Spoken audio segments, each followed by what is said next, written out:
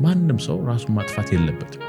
ምክንያቱም ለኔ መውደቅ እኔ ብቻዬን ልወድቅ አልችልም። የብዙ ነገሮች አስተዋጽኦ አለበት። በኔ መውደቅም የሚጠቀም ምንም ሰው የለም። ራሳቸውን የሚያጠፉ ሰዎች ከሚጽፉት ነገር አንዱ ቢያንስ ለቤተሰቤ ግልግል ልሁን፣ ቢያንስ ለጓደኞቼ ነፃነት ትችላቸው ልለፍ። ኖ በኔ መሞት ቤተሰቦቼ ነፃ ሊሆን አይችሉ፣ ሊጠቀሙ አይችሉ። ማንም ሰው ራሱን ማጥፋት የሌለበት። በእኛ መሞት የሚጠቀም ምንም ሰው የለም። እንደውም የበለጠ ሐዘናቸውን ነው የምትጨምረው፣ እንደውም የበለጠ ጸጸታቸውን ነው የምትጨምረው። ግን የሰልፍ ሙቭመንቱ ምን አድርጎታል? አንተ ብትሞት ግልግል ለህብረተሰብ። ኢትዮጵያን እኮ የሚመራት እኮ ይሄ አይዲዮሎጂ እኮ ነው በጣም አደገኛ መሆኑ የምታየው። ሰው ሲራብ በእነሱ ስህተት ነው። ሰልፍ ኤጀንሲ is a very dangerous thing።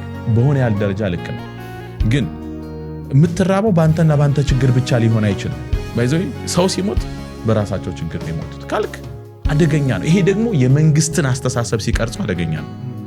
1 ሚሊዮን ህዝብ እየተራበ መንቀሳቀስና መስራት ሲችሉ ይልሃል። that means ምንድነው? እንደ ሁሉም ነገር ከግለሰብ ታዋቂ ስለልቦና ባለሙያዎች፣ ጸሐፊዎች፣ ሳይካትሪስቶች መጽሐፍ ጽፎ ያስቀመጡት ነገር ይሄን ነው። በጣም አደገኛ ሐሳብ። ምን ማለት ነው? ሁሉንም ህይወቴን በራሴ መቅረጽ እችላለሁ። እንደዛ ከሆነ እኮ መንግስት፣ ማህበረሰብ፣ ስርዓት የሚባል ነገር አያስፈልገንም።